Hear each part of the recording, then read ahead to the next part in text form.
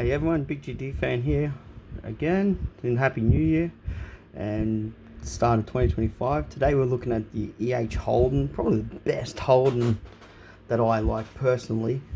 But this was the start of something different for the 63. The first was that come out was it was a revised vehicle for it to come over from the EJ.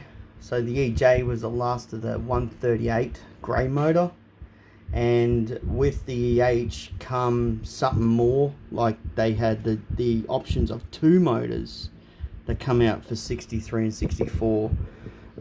They had the 149, red, and they had the 179 red motor. Now, far more power. The 179 HP motor came out, and then, well, in 64 they actually had a homologated model as well, and there was about 200 S4s made for racing. So they had a stronger cross member, stronger gearbox mounts, bigger tail shaft, bit more horsepower in the motor, and a few little bits and pieces for the S4 model for racing. Had the gauges on top of the dash where the speaker actually was. To see the top of the dash here, had 4 gauges there. It still had the 3 on the tree, with the console bucket seats, more or less a Prem with a bit more power. But yeah, with the you had your 179. You had your single Stromberg carburetor. The Prem was the one with the bucket seats, had a console. These were optioned with a Hydromatic, 2-speed Hydromatic automatic as well. And the there was only 250,000 ever made, so pretty good car in its time. You know, they like Holden actually, in my opinion, Holden actually got it right in 64. Like, these were a beloved Holden. Like, his the bucket seats, like, this is a Premier model. If we look inside, well, it's good. This has actually got the S4 gauges. If you have a look, the Prem S4 gauges, guest console. My dad actually had a Premier. He had a Premier years ago. Literally paid $500 for it. It was a trade-in, and he went down to Crest Holden, and there's a story, funny story there. Went down to Crest Holden and Lee, and this Prem was there, and it was a trade-in. And my dad put a deposit on it straight away. Put a deposit of $50 on it, and he comes out and he goes, I'll go and get the money and I'll come back. And then he went back, and the guy goes, oh no, sorry El, it's going to be $1,000. Dad goes, no, you said 500, I've put my deposit on it, so give me my car. So that's how he got one for $500. And then he sold it 2 weeks later to the guy, a friend of his that he knew down at the pawn shop, for $2,500. And back in those days, back in the late 80s, that was a fucking lot of money back then. Hang on, I'm just going to get this door open. There it is. So you can see in there, it's got the gauges from the S4 in the Prem. Highly detailed model for what this is. For DAA, they're good models now. Workable steering on the front. I think the steering wheel actually moves as well. Let's see, steering wheel. No. Oh yeah, there it is. But yeah, highly detailed. This thing, the Venetians in the back. EHs look really nice with them. But the 149 wasn't. You know, these come out in a special. They came out Premier, S4, wagon, ute, and panel van. Ben, if you remember that movie, the FJ Holden, there was actually an EH panel van in the FJ Holden movie that was green, that blew off that bloody Monaro, if people actually remember. But yeah, these had after with the EH, when the HR came out, they actually put all the HR front ends in these for the disc brakes, because these had factory drum brakes. But yeah, other than that, yeah, it was a nice car of its time, and not many people actually know there was actually one in factory pink. They had one for one of the management for Detroit come over to check out the Holden operation. He needed a car to drive around, as while he was over here. So he got Holden to actually do a factory pink EH. So, but other than that, yeah, it's a pretty nice car. It yeah, racing. I think Dick Johnson, he raced an EH back in the day.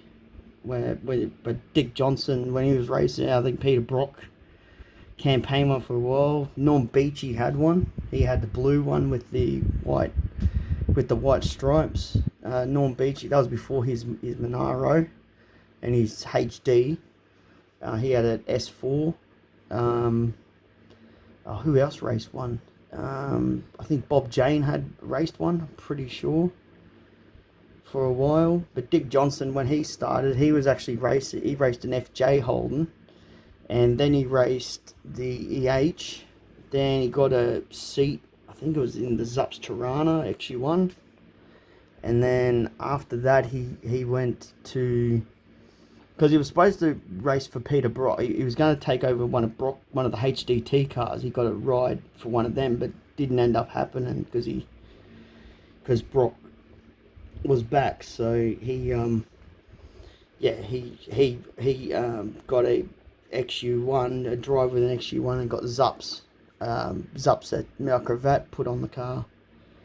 And then after that, he went to I think he got a ride an XC coupe. Then it just goes on from there, XD and all that. But yeah, the EH was a step ahead. It was actually a step ahead from the grey motor, from them days of the grey motor. It had actually a 7 bearing crank instead of a 5 bearing crank. It had hydraulic lifters. The 138 had the solid lifters, solid camshaft. These had a more revised camshaft, hydraulic lifters, 7 bearing cranks instead of the old 5 bearing crank. So that brought up more power, more compression, and then HD. And after the H was done and dusted, well, the 179 come out in the next car, the HD model and the HR model. So what they did is, with the HR and the HD, they actually put the X2s.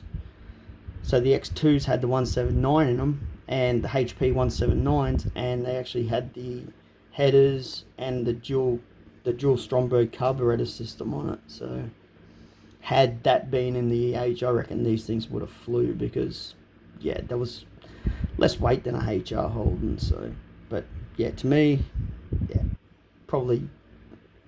best car, the best Holden ever made, and that was only 250,000 of them ever made. So, but you can see all this in Prem, all your NASCO parts were optioned on the Prem. The rear Venetian, you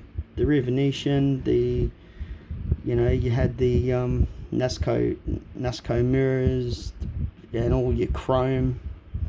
Your Special had the chrome as well, but less chrome than the Premier, of course. The bucket seats, console.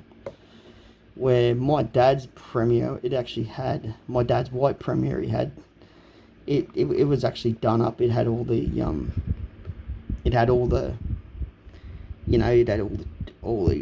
go fast bits, and he actually had the 4 shifter mounted between the seats. He had a 4-speed in his. and he had the dragway mags, 13-inch dragway mags on his. So as you can see, highly detailed for a model. So if you are into model collecting and you want to do models, DAA is probably the best in the 134 scale models you're gonna get if you're into model collecting. So highly detailed trim, chrome.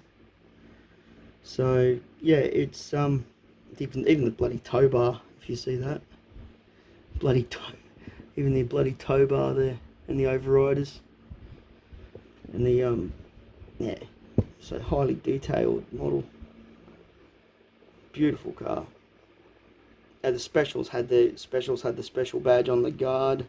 I'm pretty sure that the Premier only had the badges there, badge on the boot, and I think that was it. It didn't have the Premier badge on the front guards like the specials had. Oh, and it had a Premier badge in the center console. You can probably just see it in there. So, but yeah, that's all. That's probably the best I know about the Holden. But yeah, it was to say the least. Holden actually stepped up their game, and then when they went to the HR, well, that's when they got the 186, and then yeah, rest is hit, and then the 186S. I think the S model came out with the 186. The 186S came out in the actual I think the HR model. And then then HK came. You had the 186S in the Monaros and whatever else. I think the last of the S186 was in the HG, and then it went to the then it went to the 202. But once they lost race models in Holden, it just got swallowed back into family car, and then Commodore took over that.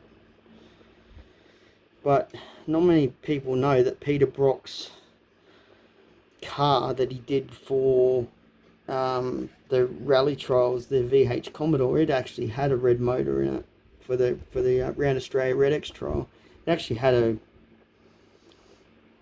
started out as a XU1 motor out of his old Tirana that he put in there. So, but yeah, other than that, yeah, you can see the chrome's missing. There's bit of detail. The chrome, Premier's had a bit of chrome sash right there between the door and on the dog leg pillar, but this doesn't have it.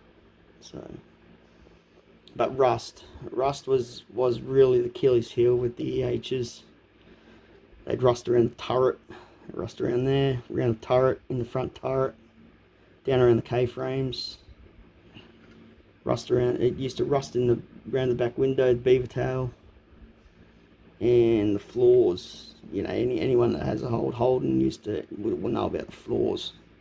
Floors used to rust out on these like a sieve, and around the windscreen, the turret around the windscreen. So, but no, other than that, yeah, nice car, beautiful car, and yeah, that was my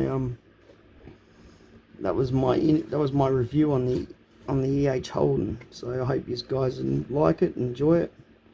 It's good to be back doing videos again. Good to be back doing videos again for you guys, and I shall hopefully get up to more stuff in later this year. Thanks. Bye. Big GT fan out.